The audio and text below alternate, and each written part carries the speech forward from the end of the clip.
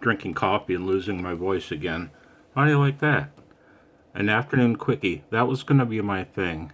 A QRP quickie on 20 in the afternoon type of thing. Well, my QRP quickie turned into a nice little chit-chat with a fellow in Spain, you know? How cool is that? That is pretty fun, using 5 watts.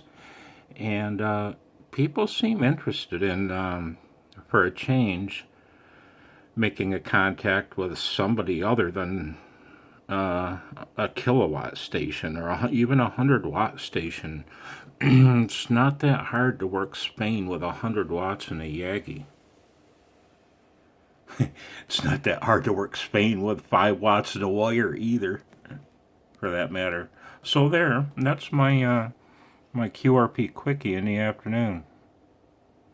73.